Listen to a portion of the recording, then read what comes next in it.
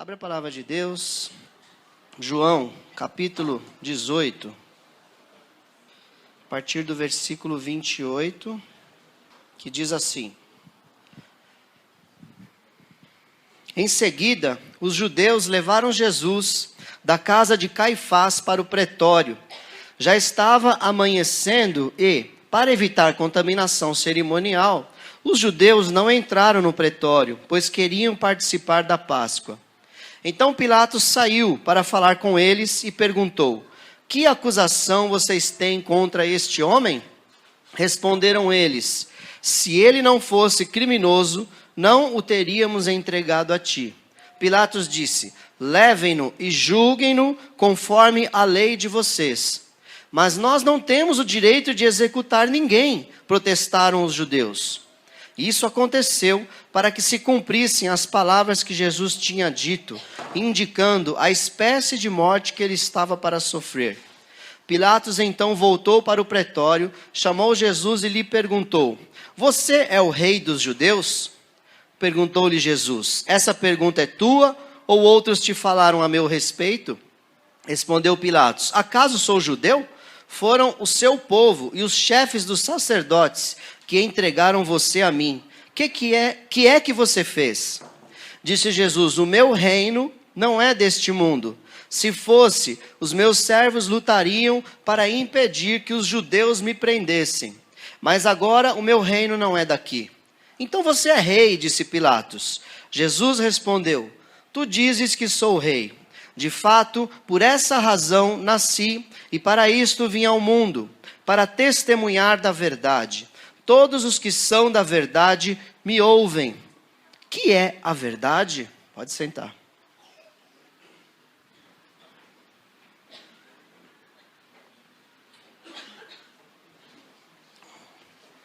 Que é a verdade?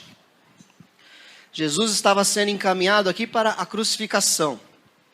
Tinham prendido a ele pela traição de Judas, levou ali os soldados do templo, prenderam Jesus, levaram até o sacerdote Caifás, levaram até Pilatos, e a esse diálogo nos 4 evangelhos é narrado esse mesmo fato. E aqui em João nós temos alguns detalhes importantes sobre esse diálogo que Jesus teve com Pilatos. E me chama muita atenção essa questão onde ele pergunta, onde Jesus diz: De fato, por esta razão nasci e para isto vim ao mundo, para testemunhar da verdade.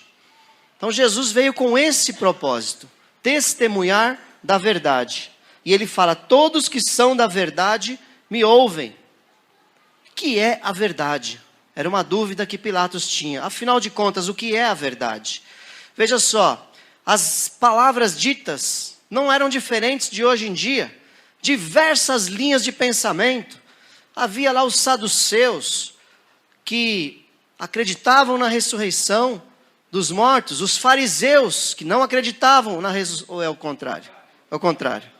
Isso. Os fariseus acreditavam na ressurreição dos mortos, e os saduceus que não acreditavam na ressurreição dos mortos. Você tinha os zelotes, você tinha os essênios, você tinha os sacerdotes, você tinha os escribas, os mestres, diversos mestres que haviam, e cada um tinha a sua própria verdade. Cada um pregava segundo o que entendia, o que achava, e assim as pessoas ficavam confusas, não entendiam que caminho seguir. Jesus em João capítulo 14, no versículo 6, ele nos fala algo muito importante também. Ele fala: Eu sou o caminho, a verdade e a vida. Ninguém vem ao Pai senão por mim. Quando ele deu essa declaração, ele disse: não existem caminhos, não existem religiões, não existe aquilo que te faz bem, você deve seguir, siga esse ou aquele caminho. O importante é crer em alguma coisa. Quem já ouviu essa frase? O importante é crer em alguma coisa. Não é importante crer em alguma coisa. O importante é crer na verdade. Existem mentiras. Porque qualquer meia verdade, ela não tende para o lado da verdade, ela vai para o lado da mentira. Porque se ela é uma meia verdade, ela não é mais verdade, ela é mentira. E Jesus, ele veio para dar testemunho da verdade que Deus no seu poder, Deus no seu amor, Deus na sua justiça, precisava cumprir toda a sua justiça. E essa justiça estava determinada sobre você, sobre mim. A justiça de Deus é a condenação de todos os pecadores. É a justiça de Deus. Não tem outra mensagem mais suave para dizer que não seja: todos nós estamos condenados ao inferno. Essa é a palavra verdadeira, é a justiça de Deus. Deus não poupou esforços para cumprir a sua justiça, e nisso nós vemos o seu amor sendo manifesto. Deus é 100% amor, amém? Amém? Mas Deus é 100% justiça, amém? Deus não muda. A essência de Deus é uma só. Deus não muda. Em Deus não há dúvida e nem sombra de variação. Ele é o mesmo sempre. Então, como Ele fez para resolver o problema da sua justiça? Muitas pessoas acham que Jesus veio para nos livrar das mãos de Satanás. Quem já pensou assim? Eu já pensei. Não tem vergonha não, irmão. Não dá bronca não. Tem pessoas que pensam que Jesus se manifestou para nos livrar das mãos de Satanás. Mas não é verdade isso. Jesus veio a essa terra para nos livrar da ira de Deus. Foi da ira de Deus. Pois Deus é um Deus que se ira todos os dias, diz a palavra do Senhor. O inferno é a manifestação da ira de Deus. Deus está no inferno, como Deus está no céu. Deus está em todos os lugares. Isso não faz com que Ele não seja Deus. Ele é Deus, quando Ele manifesta a sua ira através do inferno. Mas a Bíblia nos dá, João capítulo 3 e versículo 16, que diz que Deus te amou. Deus amou o mundo de tal maneira que o amor dele, por causa da justiça que ele precisava cumprir, estou interpretando, porque Deus amou o mundo de tal maneira que deu o seu Filho unigênito para que todo aquele que nele crer não pereça, mas tenha a vida eterna. Aleluia. Todo aquele que nele crer não está debaixo da condenação mais. Não está debaixo mais da ira de Deus, mas agora está debaixo do amor, está incluído no amor, está incluído na graça salvadora de Jesus através da sua morte lá na cruz do Calvário. Nós fomos libertos da ira de Deus, aleluia. Quero ler João, quer ver? Acompanha comigo aí, você pode ouvir só. João 3, 36 diz assim, ó: aquele que crê no Filho tem a vida eterna, mas aquele que não crê no Filho não verá a vida, mas a ira de Deus sobre ele permanece. Está claro, irmãos, isso aqui? Tem dúvida? Aquele que crê tem a vida, aquele que não crê, a ira de Deus sobre ele permanece. Essa é a palavra que deve ser pregada. Esse é o Evangelho de Jesus Cristo. O Evangelho verdadeiro é aquele que diz: arrependei-vos. Hoje, arrependei-vos. Hoje é o dia da sua salvação. Hoje o Senhor está te chamando para você entrar para a família de Deus e sair debaixo da ira de Deus. Esse é o Evangelho. O Evangelho não é pare de sofrer. Venha para a igreja. O Evangelho é: venha para Jesus, saia debaixo da ira de Deus, entregue os seus caminhos ao Senhor, confia nele, entrega a sua vida a Ele, confia no Senhor, pois Ele te amou quando você ainda era pecador, e mesmo assim olhou a você naquela cruz e disse: Pai, perdoa, porque eles não sabem o que fazem, eles estão me levando para a cruz. Pai, perdoa, Senhor, e Deus te perdoou através daquela obra, e Ele te incluiu na salvação, se você crer. Aleluia.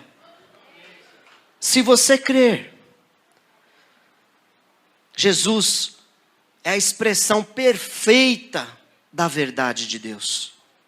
Através daquela obra, Ele manifestou naquela cruz a autenticidade, o que realmente Deus é. Nós não podemos negligenciar o tamanho desse amor, igreja. Você não pode negligenciar o tamanho dessa justiça.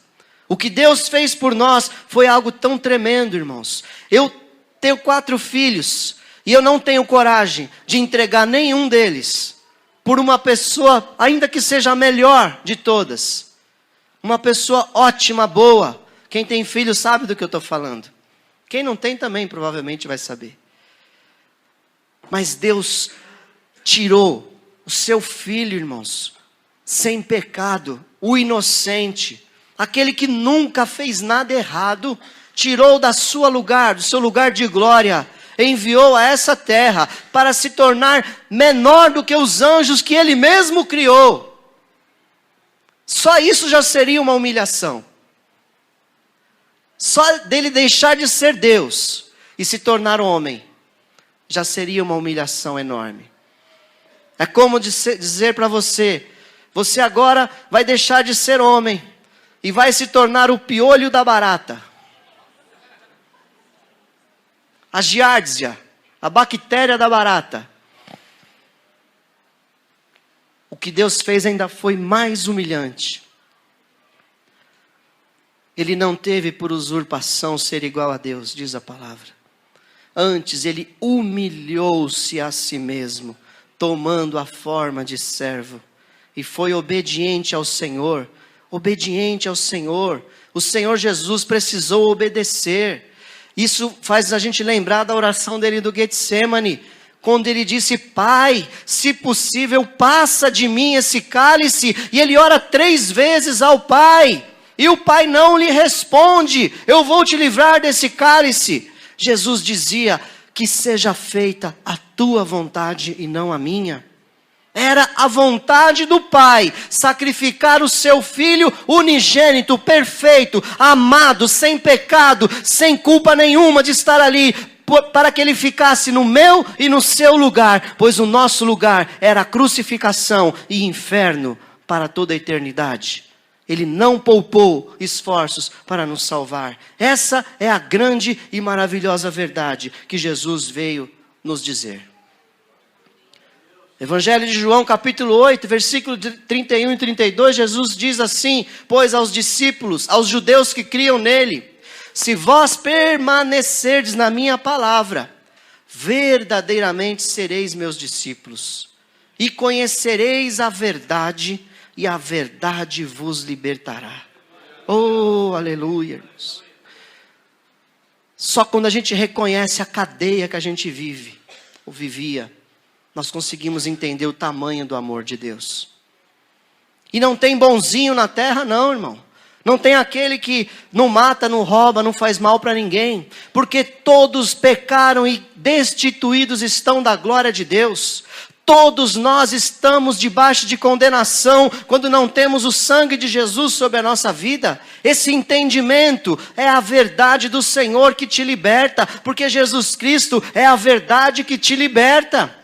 Te liberta do seu ego, te liberta do seu próprio eu, do egoísmo, das coisas que você pensa, e transforma a sua mente, e você se torna uma nova criatura, e a partir de agora você não enxerga mais com o olhar carnal, você não enxerga mais com o olhar humano, secular, você enxerga agora as coisas com o olhar espiritual, e você entende que a sua vida de 80, 90, 120 anos, não é nada diante daquilo que Deus proporciona para nós na eternidade. A nossa vida aqui na terra é passageira, as coisas dessa vida perdem o valor. Se você tiver condições, você está feliz. Se você estiver numa situação difícil, você está feliz. Se você estiver com fome, você está feliz. Se você estiver saciado, você está feliz. Se você tiver um teto, você está feliz. Se você não tiver onde reclinar a sua cabeça, como Jesus disse que não tinha, você está feliz, porque essas coisas não te crescem aos olhos.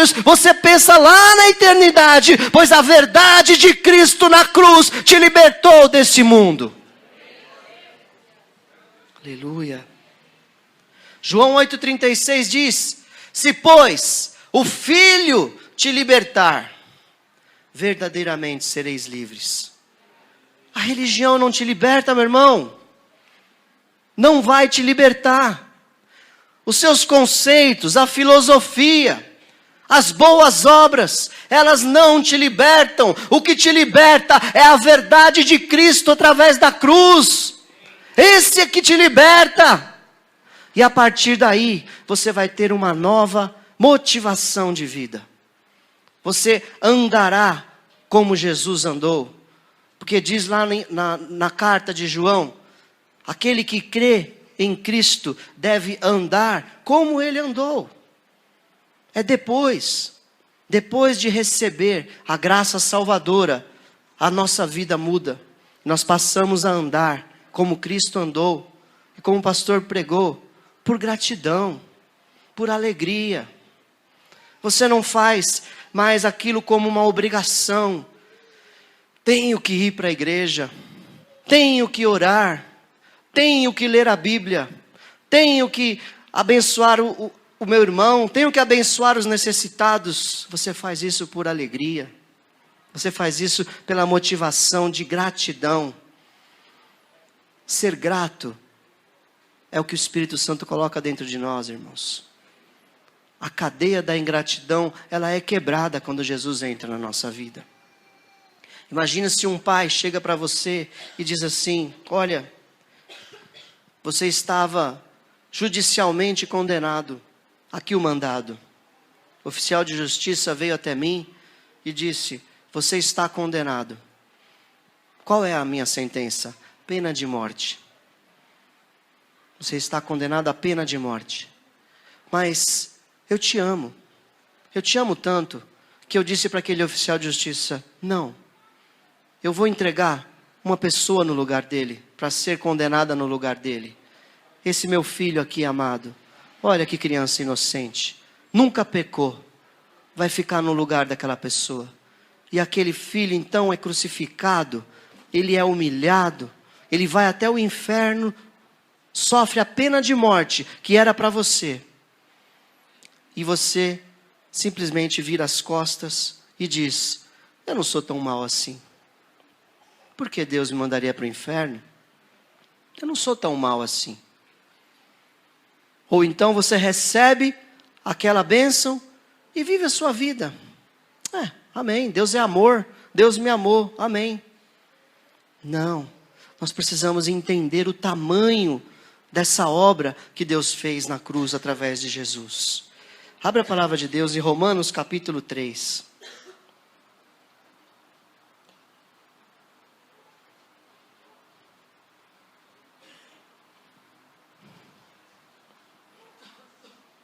Verso 23.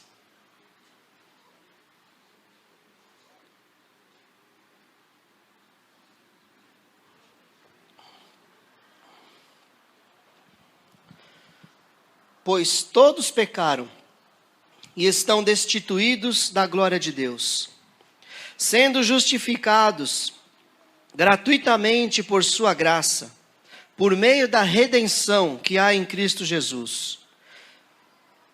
Deus o ofereceu como sacrifício para propiciação, mediante a fé, pelo seu sangue, demonstrando a sua justiça. Em sua tolerância, havia deixado impunes os pecados anteriormente cometidos, mas no presente demonstrou a sua justiça, a fim de ser justo e justificador daquele que tem fé em Jesus. Deus ofereceu, versículo 25, Deus ofereceu como sacrifício para propiciação. Propiciação, uma palavra que geralmente a gente passa batido nesse texto e não procura saber o que ela significa. Propiciação é o cumprimento de uma exigência. Havia uma exigência a ser cumprida. Não podia ser qualquer sacrifício. Outros morreram na cruz. Milhares morreram na cruz. Era a maneira que Roma tinha de executar os criminosos, a pena de morte era através de cruz. Outros morreram, mas eles não cumpriam a exigência que Deus tinha. Tinha que ser um sacrifício santo, puro, sem nenhuma mancha. E não tinha ninguém na terra capaz de tomar esse lugar. Então, Deus o ofereceu. Ele pegou o seu filho e o ofereceu como o cumprimento da exigência que Deus tem de ter um sacrifício santo, para que através desse sacrifício, eu e você recebêssemos a salvação, que é a redenção. Redenção é você tirar alguém da condenação, é você libertar alguém da prisão, remir, tirar, mais ou menos isso, né? Me ajuda aí, certo? Redenção, você tirar alguém da prisão. Só que para Deus, essa redenção tem que ser através de um sacrifício que cumpra a exigência da santidade de Deus. E Ele fez isso através da pessoa de Jesus Cristo. Então você não foi liberto do inferno, das mãos de Satanás. Essa palavra, irmãos, precisa ficar bem clara na nossa mente, e você não pode sair daqui com dúvida, porque ela tem que descer para o seu coração, e o seu coração será cheio de gratidão, porque você vai entender que um Deus justo, Ele foi justificador, como diz aqui, fomos justificados gratuitamente por sua graça, pelo seu favor, por aquilo que nós não merecíamos, através da redenção que há em Cristo Jesus. Guarde no seu coração a grande libertação que Deus operou através da vida de Jesus, da morte de Jesus na cruz. Atos 2, 37.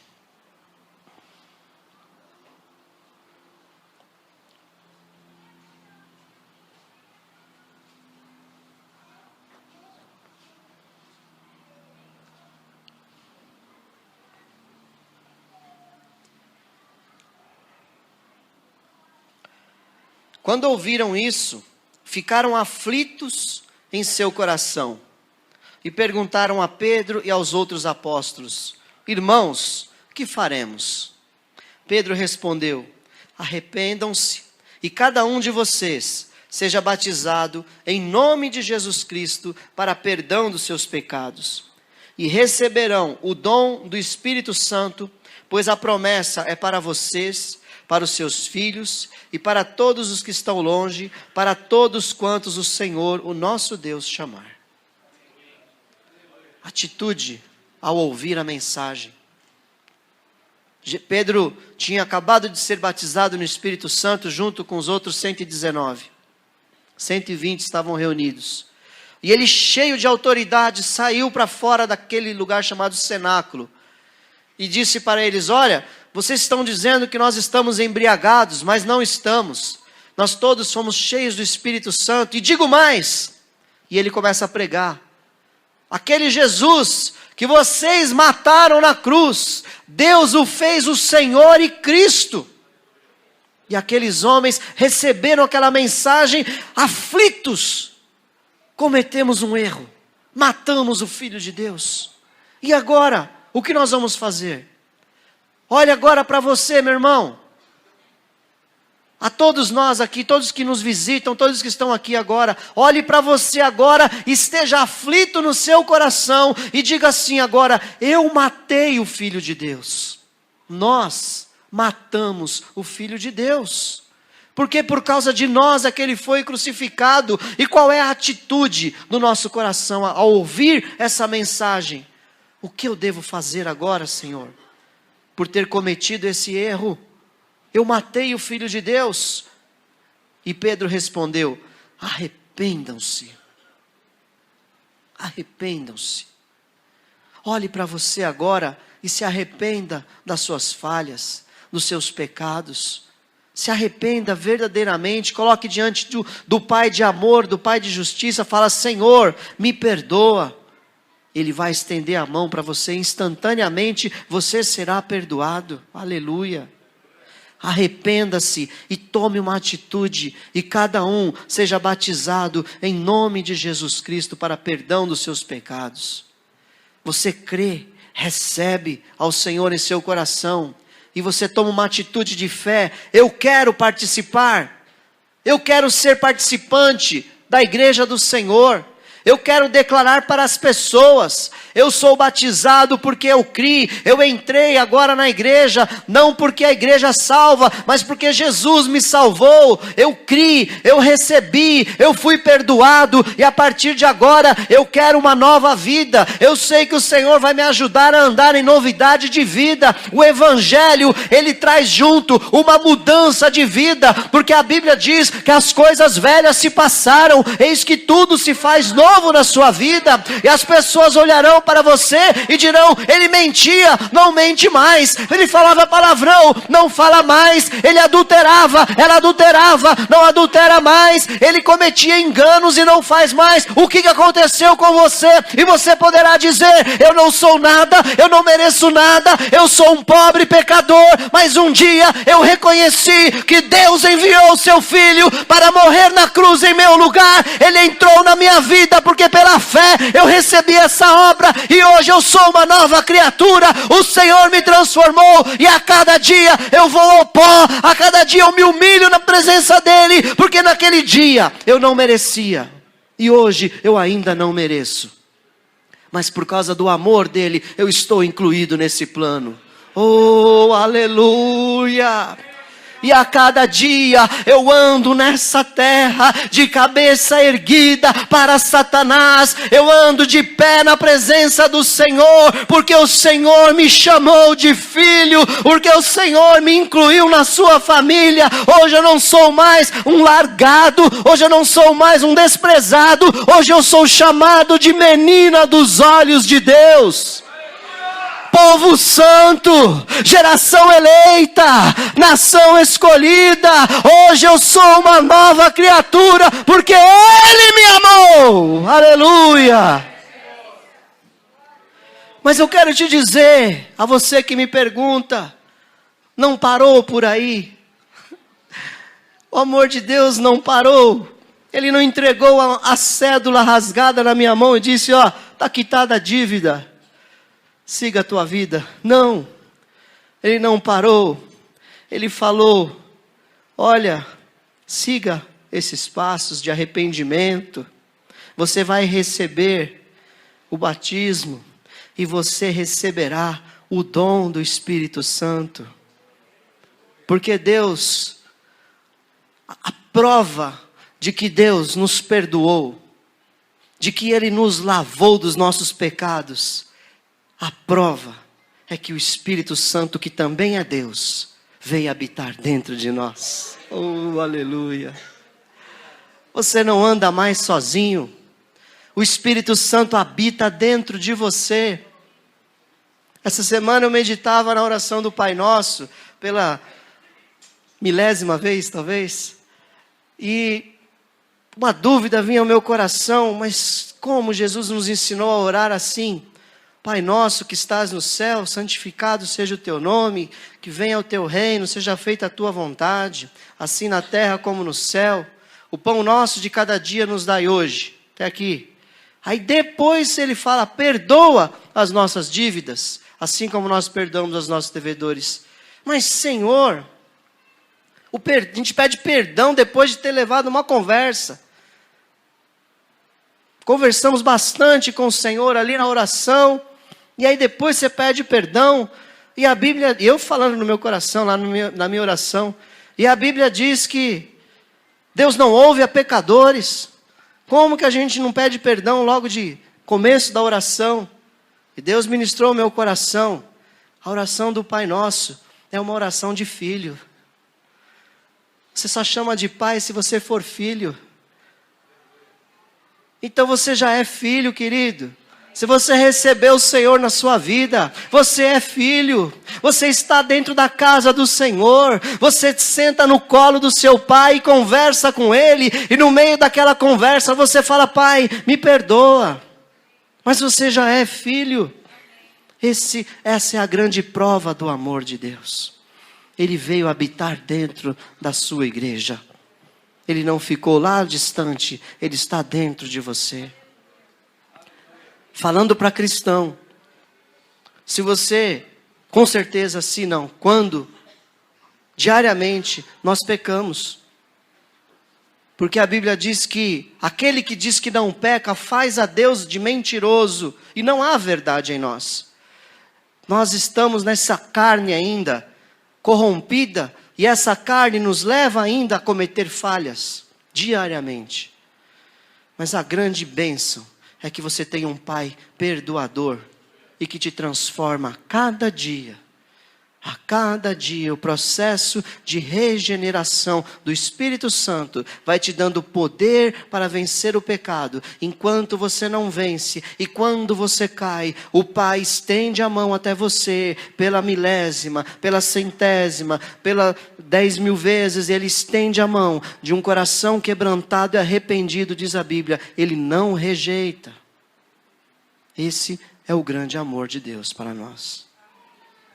A verdade do Senhor.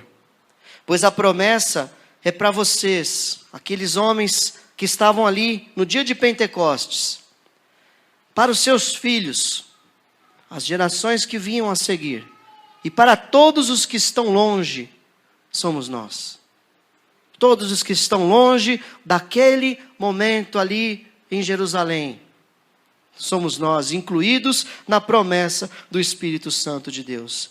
Mas nada disso acontece se nós não entendermos o primeiro e mais importante de todos os passos, que Deus cumpriu toda a sua ira para condenar o pecado através do sacrifício de Jesus, seu Filho. E se pela fé você receber esse sacrifício, você está incluído na salvação eterna. E o Espírito Santo virá habitar dentro de você. Esse é o Evangelho. Essa é a verdade do Senhor.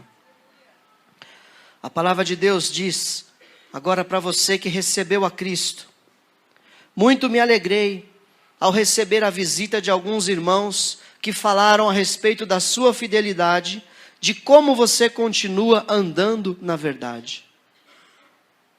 Terceira carta de João, versículo 3. Não tem capítulo, que só tem um capítulo. Você terá um novo estilo de vida. As pessoas vão identificar em você uma mudança. E isso não vem de fora para dentro, isso vem de dentro para fora. Deus transforma você de dentro e você perde o prazer das coisas desse mundo. As tentações ainda vêm, as vontades da carne ainda vêm, mas você consegue vencê-las pelo poder do Espírito Santo que habita dentro de você. E você ouvirá testemunho das pessoas dizendo, olha, estou alegre de ver que você continua andando na verdade. Porque existe outra meia-verdade pregada. Que se você recebeu a Jesus na sua vida e está salvo, está tudo certo. Pronto, salvo. Você recebeu o sangue de Jesus, está salvo, acabou. E onde entra aqueles diversos versículos que fala, quem perseverar até o fim, esse será salvo. Nós não podemos brincar com a graça do Senhor. Nós precisamos entender que Deus é um Deus justo. Você não merece, nunca vai merecer. Mas nós não podemos brincar com a graça do Senhor. Esses homens aqui foram elogiados por João, apóstolo João, porque ele ouviu dizer coisas boas daquelas pessoas. Eles continuam andando na verdade. Eles pregam o evangelho autêntico e verdadeiro. Você não precisa ser um teólogo para pregar o evangelho autêntico e verdadeiro. A sua vida prega. A sua vida demonstra que houve mudança através da entrada de Jesus no seu coração. E se a pessoa te perguntar, e ela vai perguntar, você tem que estar pronto para dizer a razão da sua fé. Você com toda a humildade, você vai dizer, olha, eu não merecia nada e ainda não mereço. Mas um Deus justo sacrificou o Filho dele no meu lugar. era para eu estar naquela cruz. Não olha para mim, não, a minha santidade. Olha para aquela obra maravilhosa. Aquilo que Ele fez realmente teve valor, porque por causa daquela obra lá, é que Ele me transformou e eu sou essa nova criatura. Sem Ele eu não sou nada, sem Ele eu não posso nada. E é por causa dEle que eu vou entrar no céu, e é por causa da misericórdia dEle que eu vou entrar no céu. Você quer saber mais da minha vida? Anda comigo, cola em mim, vamos junto. Tem coragem de chamar alguém para colar em você? Ele vai ver quando você fica nervoso, o que você faz. Ele vai ver, ela vai ver, quando você recebe uma notícia ruim, qual é a sua reação? Sai quebrando tudo, xingando tudo? Ou se você respira fundo e ora ao Senhor? Andar junto, isso é ser cristão. Não existe ilhas no cristianismo. Ninguém pode andar sozinho. Jesus orou para que nós fôssemos um, assim como Ele e o Pai são um. Nisso está implícito andar junto. Não ande sozinho. Não viva sozinho os seus problemas. Nós precisamos abrir o coração e declarar: olha, eu tenho dificuldade nessa e nessa área, me ajuda em oração. Nós precisamos andar junto. Amém? Eu vou ser breve, porque tem mais um anúncio ainda a ser dado. Mas eu quero ainda mais um versículo aqui. Efésios capítulo 4.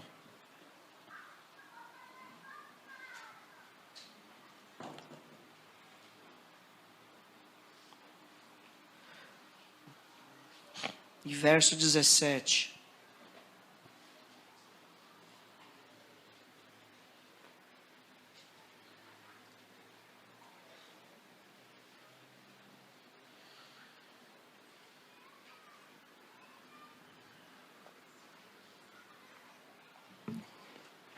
Assim eu lhes digo, e no Senhor insisto, que não vivam mais como os gentios, que vivem na inutilidade dos seus pensamentos. Eles estão obscurecidos no entendimento e separados da vida de Deus por causa da ignorância em que estão, devido ao endurecimento do seu coração. Tendo perdido toda a sensibilidade, eles se entregaram à depravação, cometendo com avidez toda espécie de impureza. Todavia não foi isso que vocês aprenderam de Cristo. De fato, vocês ouviram falar dele e nele foram ensinados, de acordo com a verdade que está em Jesus. Quanto à antiga maneira de viver, vocês foram ensinados a despir-se do velho homem que se corrompe por desejos enganosos, a serem renovados no modo de pensar e a revestir-se do novo homem, criado para ser semelhante a Deus em justiça e em santidades provenientes da verdade. Esse é o retrato do cristão. Recebeu Jesus na sua vida, foi transformado. Aqueles trapos velhos de pecado que a gente carregou a vida toda, ele tem que ser arrancado da nossa vida e em humildade nos prostrar diante do Senhor e falar: Senhor, eu não quero mais viver assim. Isso é uma questão de atitude. A maior obra Deus já fez, que foi abrir o caminho para nós entrarmos na presença dEle e para o Espírito Santo vir habitar dentro de nós. Nós já temos a capacitação do Senhor para vencer o pecado, para vencer as tentações, porque a Bíblia diz que não sobreveio ao homem tentação maior que ele não possa resistir. O Senhor não te dá uma tentação maior do que você pode. Você nunca poderá dizer: foi mais forte do que eu. Se você tem o Espírito Santo dentro de você, a palavra de Deus diz que o pecado é dominado por você. Você tem domínio sobre o pecado. Aleluia. Isso é que é a verdadeira vitória, irmão. Vitória não é casa na praia, apartamento de cobertura do amigo. Vitória não é carro zero. Vitória não é conta bancária, roupa de grife, glórias humanas. Vitória é um coração quebrantado e humilhado na presença de um Deus justo e santo, que estende a mão para o pecador, o levanta e leva para o céu. Isso é a vitória. Aleluia! Oh, glória! De fato, vocês ouviram falar dele e nele foram ensinados de acordo com a verdade que está em Jesus. Quanto à antiga maneira de viver, vocês foram ensinados a despir-se do velho homem, que se corrompe por desejos enganosos. O Senhor está te chamando para um tempo de vestes de santidade. Aleluia. Ele pagou um alto preço pela nossa vida, igreja. Em nome de Jesus, não se esqueça disso diariamente. Em nome de Jesus, amém? Eu não vou fazer apelo hoje, sabe por quê? Porque eu quero que você venha em demonstração da sua fé. Talvez uma oração, aquela oração só, eu recebo Jesus agora, seja algo que vai passar. Mas eu quero que você leve essa mensagem no seu coração. E diariamente, na sua casa, você se lembre, um Deus santo sacrificou o seu Filho Santo por causa do meu pecado. Eu quero andar com esse Deus, porque Ele me ama. E através do seu modo de andar, através da sua atitude diária, você vai estar fazendo a sua declaração de fé. Faça a sua oração lá na sua casa. Ajoelhe-se no seu quarto, feche a sua porta, arrependa-se dos seus pecados e receba Jesus lá no seu secreto. A Bíblia diz que Deus que vem em secreto, Ele te recompensará. Hoje saia com essa reflexão. Que todos pecaram, e nós estamos incluídos nesse todos, e que carecemos do favor de Deus. Mas saia com o entendimento de que essa obra já foi feita, e que você pode ser incluído nela, se você crer que aquela obra pagou o preço do seu pecado. Em nome de Jesus.